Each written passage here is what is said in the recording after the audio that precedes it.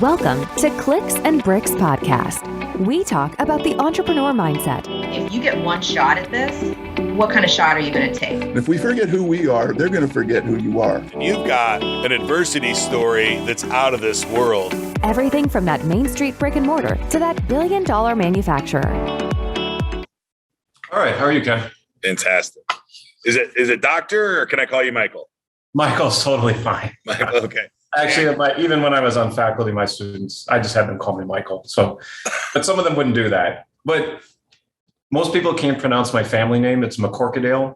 And so given the opportunity, most students would just go, they would usually say Dr. Michael. I spent, not lying, no less than 10 minutes working on McCorquodale. You got it, McCorquodale. Yeah. But today we've got Google, so it's much easier to just pronounce and the name. And, the Q throws everyone, and then it's an Anglicization of a Gaelic word, and actually it's a Norse. I'm Scottish, but okay. The etymology of the name comes from Mick means son of in Gaelic, and then Corkadil is the Norse part of the etymology, which is it's son of Thor's kettle. So McThor Kettle is actually that's the origin of the family name. So, all right, and a little bit of research. Some royalty have that name, right? That's right. So that was interesting. And Lady Sarah, Princess Di's sister. Yes. Yeah. So in the UK, everyone knows that family name. When I'm in Scotland or Wales, I don't even have to spell it, or I just say it once. I mean, it's so nice. We're used to spelling it and working on it with someone, and they're like, "No, of course, everyone knows that name." That happens. All right. So today, correct me if I'm wrong, you're living in Chicago today, but are you from Ann Arbor? Did you spend some time in Ann Arbor? I did my master's and Ph.D. there, and then I was also on faculty for a while. Okay, wonderful. So did your master's in Ann Arbor and now back. Are you from Chicago, or where did you grow up at? Well, I've been around. I was born in Dallas.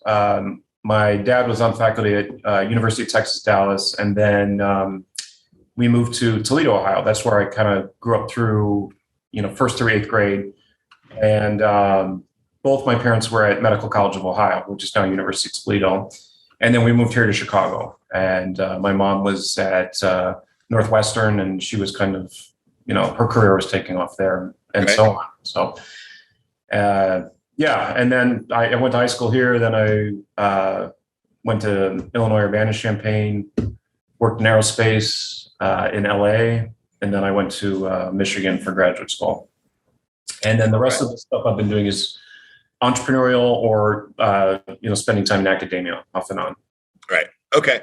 So obviously a lot of extended education, got your doctorate, all that stuff. You're currently working for a company full-time. Is that correct?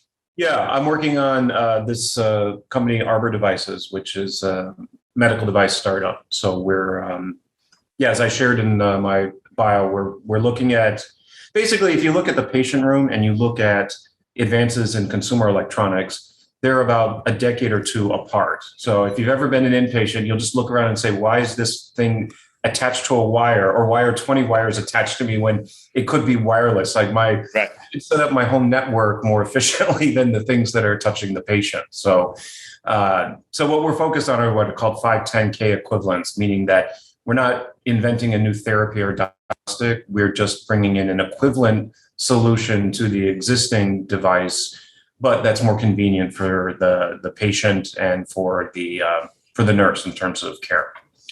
Right. Now, I've got a pretty deep tech background, and I love what you're talking about because I totally agree. I walk into the doctor's office and everything is outdated. In a surgery room, it's even seems more outdated. But I find a whole lot of security in cables, right? If something's hardwired to the outlet or to the other device, or the communication device, there's, very little loss when you're talking about cables. When you're talking about wireless, there's all these new problems, right? Connectivity issues, syncing issues, and security issues. Mm-hmm. How does Arbor look at that? And this is Arbor Devices. Arbor device. I'm familiar with a network device called Arbor Networks. Yeah. That was spun out by what's his name, Farnham Jahanian, out of the same department I was in, electrical engineering and computer sciences. Oh, okay. Wildly expensive devices, but phenomenal. I sent my whole staff through Arbor training, and it was phenomenal. And it definitely towards attacks, but now you're doing attacks. That was the core business. But you're talking about taking heart rate monitors that are currently really cumbersome and making them smaller and deploying them with better technology, basically. The interesting thing is, I mean, that's a good point about concerns about wireless security, and that I think some patients, or at least people who have been inpatients, know this. There's something called a Holter monitor, for example, which enables real-time EKG monitoring, and that is a wireless device. So if you've ever had one, it's usually what's called a 10 electrode, and 10 electrodes are pasted onto, and a 12 lead. The lead refers to the different vectors to image the heart signal, and those are basically the point-to-point vectors that are derived from the leads. And then that all is wired on the patient to a fairly large box, something about this size here, maybe 6 inches by 4 inches or something. And then it is wireless. So it transmits to the nursing station. And then there's typically a remote monitoring service that is processing the data and looking for any anomalies. So, one of the big things that we're working on is, okay, how do we get the box off the patient? Because it's cumbersome. If you get up to use the restroom, it falls out of the nursing gown, or if you roll over, you roll on it, you rip the electrodes off. I mean, if there's just so many ways to improve how that works. But to your question, it already is wireless. So it's not, we're not reinventing that part of it, actually. We're just trying to get the box off the patient, for example. Okay. So smaller sensors on the patient, wirelessly communicating back to hubs, all that fun stuff. Long term, like, my biggest fear in life is my first heart attack right now, right? I've suffered all my other biggest fears, and I've conquered them and all that other stuff. But today I'm looking at, I'm going to be 47 here soon, and I've got history in my family of heart attacks. Why is it that with all this technology today that I can't have an EKG on sleeping at night? You can. Yeah. A Holter monitor is a 24-hour, 24/7 monitoring system. But today it's really reserved for people at super high risk that are currently having conditions, right? But would there be a benefit long term to having like more frequent EKGs ran on people? Oh, I see what you're saying. You're saying as an outpatient, just in your day-to-day life. Yeah. Yeah. So those do exist. So patients that are if a cardiologist wants to observe sort of longer term EKG trends, you can wear one, and you can wear it in your day-to-day life, and it's fairly discreet, but still there is a box, and it has to fit in your pocket, and there are wires all over your chest and so on. Right. That's not really the application that we're focused on. We're really focused on the patient room and inpatient settings. Okay. Whereas those, I know what you're talking about. These are like consumer health products, and there's been a lot of advancement there. It's amazing to me, even like pulse oximetry, the optical sensor put on your index finger. Okay. It measures your blood oxygen saturation and your heart rate, typically. Sometimes your peripheral index. And, German companies like Whiting's I have one of those. It's a really nice wireless device. I can clip it on. It shoots the data over to my mobile device. But as an inpatient, the big advancement is, instead of having the clamshell clip, there's a tape that they wrap around, but then there's still this wired, it's really cumbersome. And even when you disconnect it, there's a connector between the tape and the wire, and then the wire that goes into the instrument. So then you walk around with this big cable hanging off your finger, and if you need to go use the restroom, it's pretty easy to drop into the toilet accidentally. Right. So things go ahead. So stuff on the security side, stuff like the heart rate monitor and the oxygen sensor, where it's sending data back. Mm-hmm. That's where we're at in medical right now, right? We're just collecting data from the human body and sending it to a station that a nurse or something can determine it. Are we to the point now where we have artificial intelligence inside those machines, and they're kind of, obviously they're beeping if the heart rate's too high and stuff like that? It's very primitive artificial intelligence that we've had for a long time. But do you see more of that going into this kind of technology today? I think there's an opportunity. I mean, I think what you're sort of suggesting is, would there be some sort of closed loop feedback, right? Where something is detected and then maybe sort of therapy is administered or something like this. I mean, right now, like a higher level of pushing the button to get my pain meds, right? Like today I can do that, but maybe the sensor can detect, am I going to be in pain soon, and just go ahead and administer that long term, right? I've seen researchers working on those types of concepts. I think we're probably quite a ways off. Even, I mean, to be honest with you, so as I mentioned in my background, I've been an inpatient. I had a major surgery, and I was an inpatient for several weeks, and that's kind of what stimulated a lot of these ideas. And even when I would turn over and rip an electrode off my 24/7 EKG monitor system, the nurse wouldn't show up for an hour or so. So it's like, and the thing is, if you've been an inpatient, you hear alarms going off all of the time.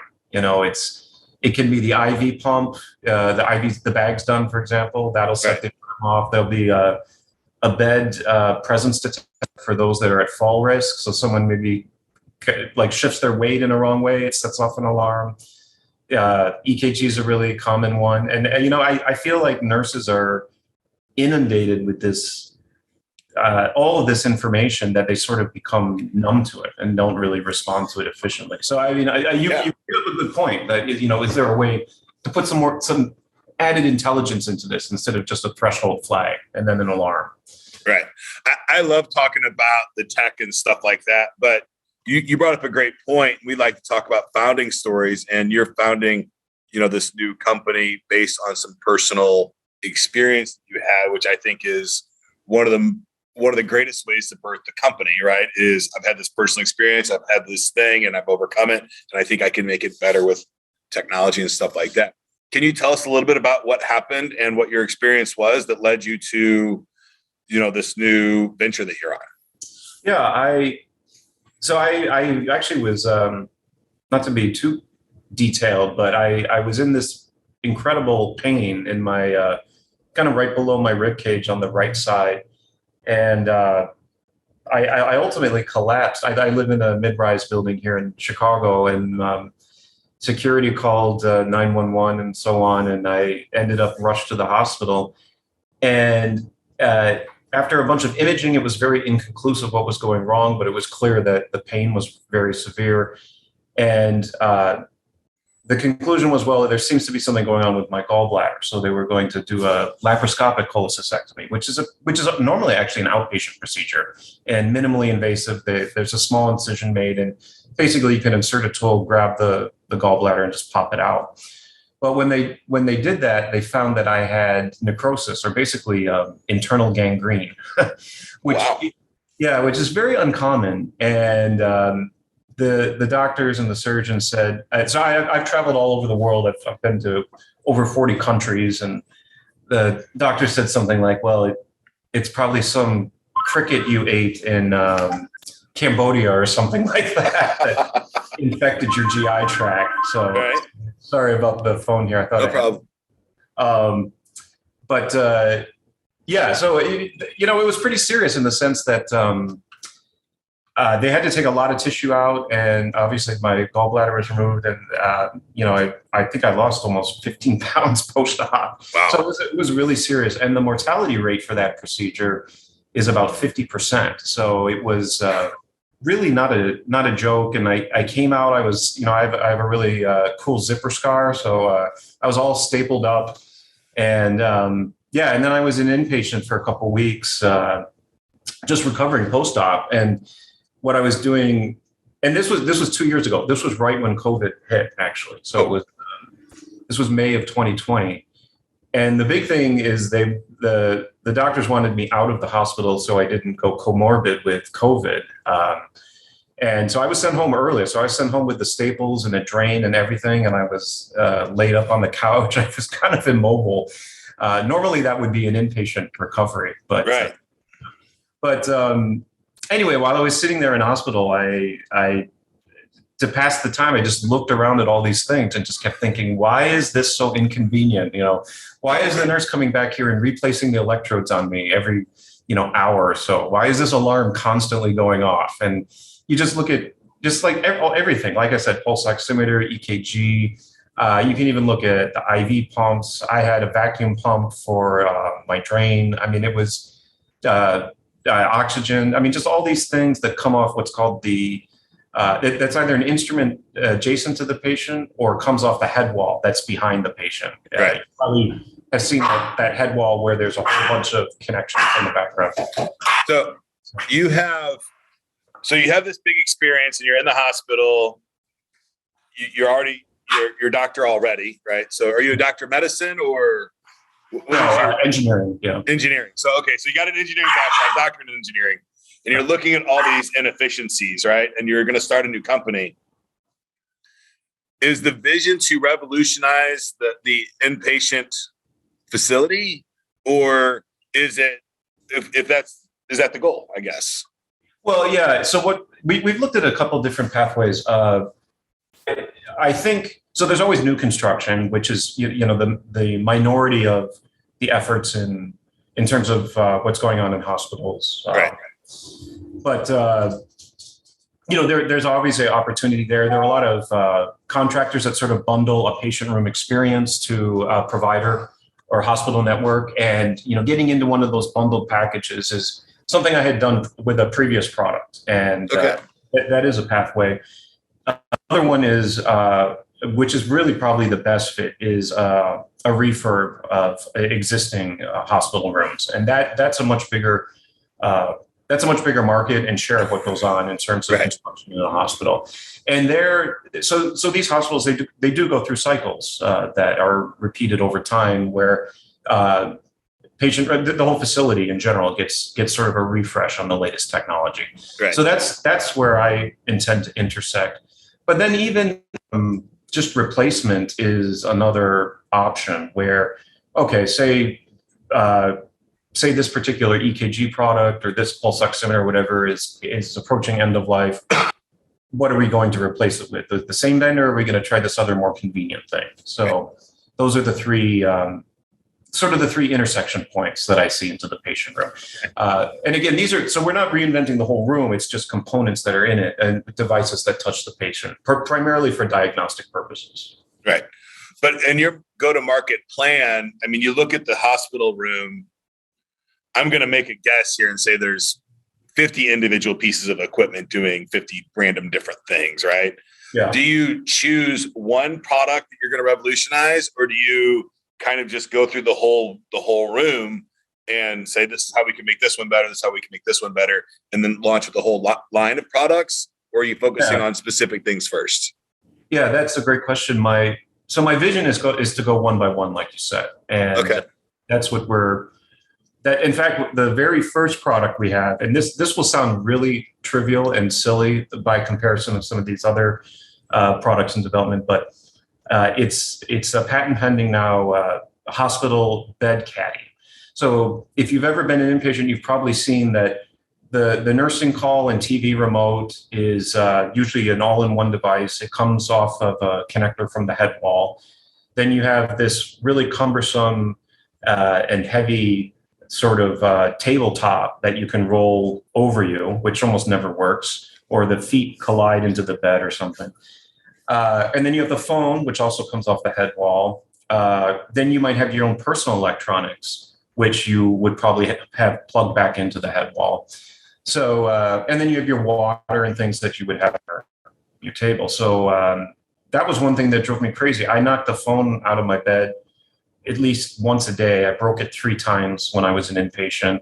I could never find the nursing call button or the TV remote. So I was always trying to reach over my head and try to find it. And then, of course, once the nurse would give it to me, then she'd just throw it back in the bed and it would get lost in the sheets. Right. So we came up with this idea to consolidate all of that and basically aggregate all of those cables that are coming off the head wall into a wire harness, and then a wire harness was, just basically wraps around those cables as one cable, and then plugs into an electrically active a bedside caddy for the patient, so they can have their mobile device in there, a tablet or a mobile phone. They can have their water easily accessible. They can have the nursing call and the TV remote, and this reduces damage.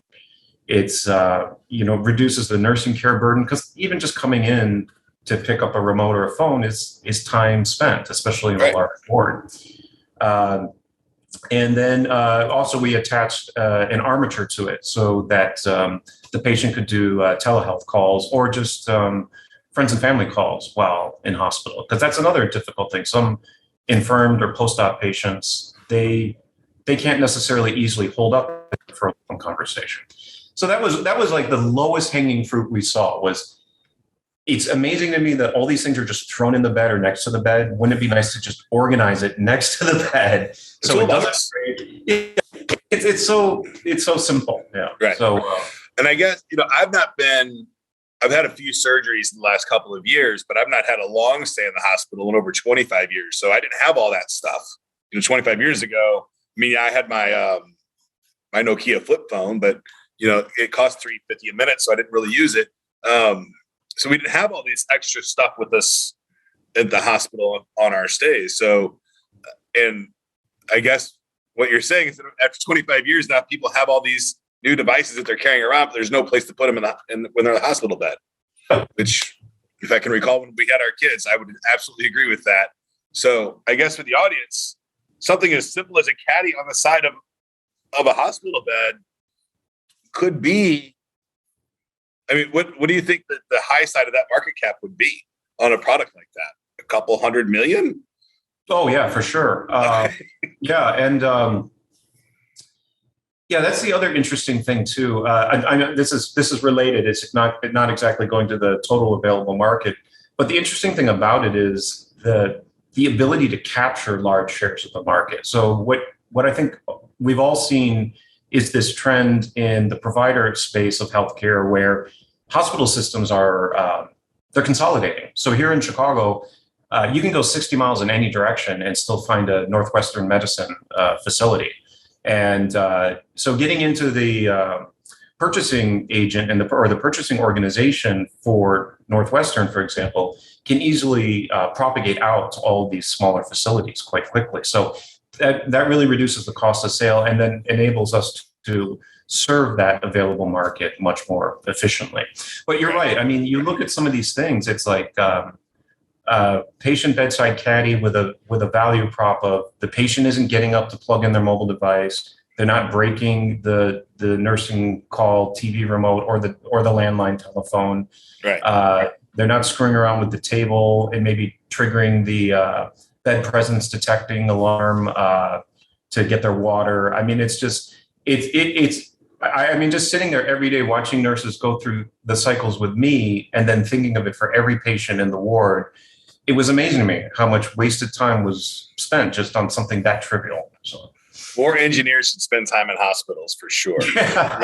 I guess that's the lesson learned, right? So, but you're in engineering. Obviously, you got you've got your doctorate. That's wildly impressive. But you don't have necessarily a background in medicine. Is that correct?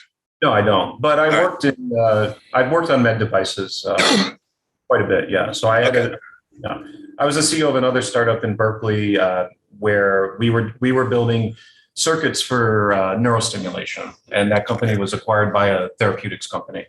Right. So you don't necessarily have a background in medicine, but you're making these products. And I've read, there's that kid that made the pancreatic cancer test strips, right? Brilliant kid. Not necessarily. He started doing research because his father had pancreatic cancer. What would you tell the guy that's out there today or lady that's out there today that has an idea, that has a concept that would make the medical field better, but the medical field's wildly intimidating, right? So how would you advise them? How would they get started? What research should they do? Like what was some of the very first steps of, I've got this really great idea. It's not on the market. I've done the market research and I want to start the process of trying to talk to somebody, get it manufactured, get it sold. how would they overcome the hurdle of there's no way I'm going to get this in all these hospitals, or I'm not capable of pulling this off because I don't have a medical background? What would you tell that person today? Well, I suppose the first thing I'd say, which applies to every venture I've done, is ignorance is bliss. So enjoy the fact that you don't know how hard it is, because if you actually do, that's probably going to hurt you and intimidate you more. But I think the first thing to do is spend some time trying to validate the market, and that's a really tough thing. So I'll kind of elaborate on this. So I started my career in semiconductors. My first business was a chip business. And in that industry, we have something called paper tigers, or they're basically data sheets. Like, what if you had a chip that did this? And, engineers would look at them and say, okay, we could maybe use that chip. But if I actually gave them a prototype or a sample, they would test it and tell me every single way that product sucked. But there was full engagement on it. And this is something with physical products, which is exclusively my background. Hardware products, obviously with the software component, but having a tangible product that someone can use is the most critical thing. So my advice would be, if an entrepreneur has an idea in the medical space, certainly you can validate it with like a paper tiger to a certain extent. So talking to nurses or doctors and trying to get, just casual interviews with people through your network to say, okay, does this idea even have legs? What do you think about it? You'll get some feedback from that. But like I mentioned, in semiconductors with the paper tiger, it's sort of, okay, yeah. If you can get to that sort of, the infamous MVP or minimally viable product, just a sample prototype and hand it to someone, that I think is really the key difference. And it's these days, building up some of these things is not that expensive. And but I'm self-financing Arbor devices right now, both the IP and the prototype development, right, and want to see how far I can get. And I think that's entirely doable. So I guess my advice, and to answer your question directly, is maybe socialize the idea a little bit with providers and see what their reaction is. Then really try to get to some MVP that can actually be put in someone's hands, and then really sort of measure the direction there. Right. And then iterate. And then in terms of and proliferating into the channel, there's so many different pathways. There could be like a private label pathway or a licensing pathway where you license to someone like a hospital supplier like a Stryker or something like that, right, and get in that way. The margins will be lower, but the legwork to sell is less. There are the contractors and consolidators that I mentioned that, they'll take a contract for an entire patient room or an operating room or something like that, and then they aggregate in all of these suppliers into that bundled package. So you get the sale into their package, and you should see these contractors. They have these showrooms of, this is patient room option 1, option 2, and so on. And the providers will go through and say, I want some of this and some of that, and so on. So, but if like an IKEA for hospitals. Yeah, exactly. That's exactly what it looks like. It's it exists. If for your audience that might not know, but you can the previous company. Arbor Light, actually, we were selling LEDs, the LED lighting fixtures that track circadian rhythm. So the color spectrum was modulated, like Apple's Night Shift, to improve sleep cycle and melatonin production. And so we sold into the patient room, and we sold that through a contractor that was doing patient room refurbs. And the idea was, okay, do you want the standard light or do you want the Arbor light, which, has this color spectrum modulation that I think most people know about now, but, 5-10 years ago, nobody knew about it. Right. So, I think that's another really lucrative channel. And then, of course, there's always the direct option where, like I mentioned, with consolidation, getting into the purchasing department of a large hospital organization, like a Northwestern or something like that in Detroit, like Henry Ford, or California, the UC system, you can proliferate out to a lot of hospitals, a lot of sites, I should say. So you can cover a lot of rooms with that sort of effort. So it's really what's the best approach for your product. Right. Okay. So one of the pieces of advice that you gave, and I couldn't agree more, is to socialize your idea, which means talk about it with people in that industry. But I talk to entrepreneurs and people that want to start products every single day of my life. And I hear this so frequently. Oh, I can't talk about it yet. I can't talk about it yet. What do you, I always tell them, like, well, you're never going to get anywhere. Are you waiting? Are you filing provisional patents? What are you doing? Why can't you talk about it yet? Well, I got to get my product ready. What advice do you have for that person? Because I know what my advice is, and I would love to hear yours.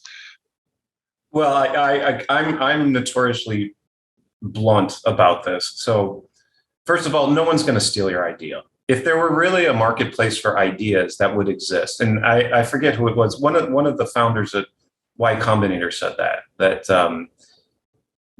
would be a business model. Like startup ideas, yeah, you can license them or something like that, right. But it doesn't exist. So there are all kinds of great ideas out there that never see the light of day. So I think that paranoia is completely unfounded.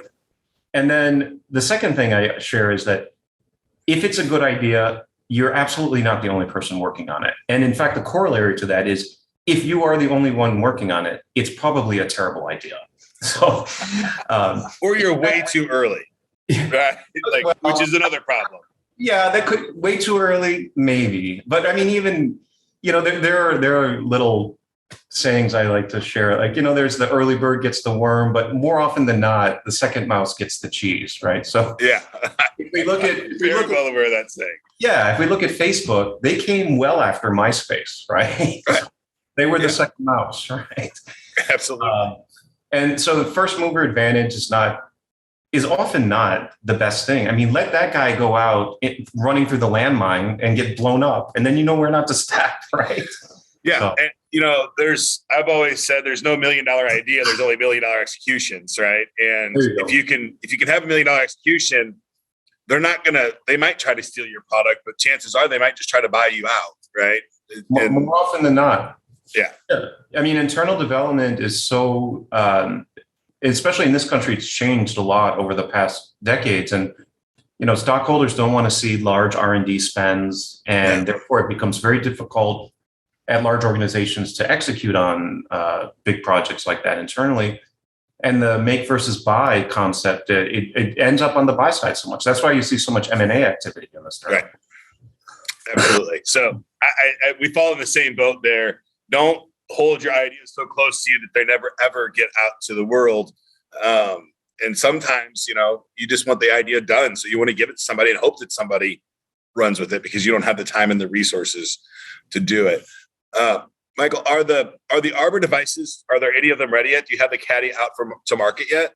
No, it's in prototype right now. Yeah. It's in prototype? Yeah, okay. And then the IP is filed. It's pending. Yeah. Fantastic. So when will we see these Caddies in the market? Oh, sometime this year. Sometime in 2022. Right. Yeah. Fantastic. Awesome. Michael, thank you so much for your time today. I had a blast learning about you and your business, and congratulations on overcoming a very bizarre medical condition. I've never heard of internal gangrene. I had not either. I didn't know it existed until I got it. Yeah. So I guess the story is no crickets in Cambodia. Yeah. I think that's the lesson learned. Fantastic. All right. Is there anything you'd like to leave the audience with today? Yeah, sure. I think, so this is my fourth venture now. And so I've had 2 exit and 1 is venture backed. And this one I'm self-financing. And I'll tell you, if you haven't done it, I just really, and you have the means to, you really have to have a thick skin and a determined attitude. And you have to be positive. If you're a negative person, you're just going to be mired in discontent. But, if you have those ingredients, I really don't think there's anything more rewarding than seeing your product, like a vision that you had that someone else is using. And that's the greatest satisfaction I've had in life, where I think I sat in a room and conceived this, and now people use it and find value in it. And if that excites you, this is definitely the path for you. And I love it. I love that feeling. Yeah, I couldn't agree more. It is so rewarding to see people use your product or service out in the world and have benefit from it, right? There's not many things that are better than that. So thank you so much for your time today, Michael. I hope we get to talk again soon. Okay. Thanks, Ken. And sorry about my dog. Oh, no problem. Not a problem.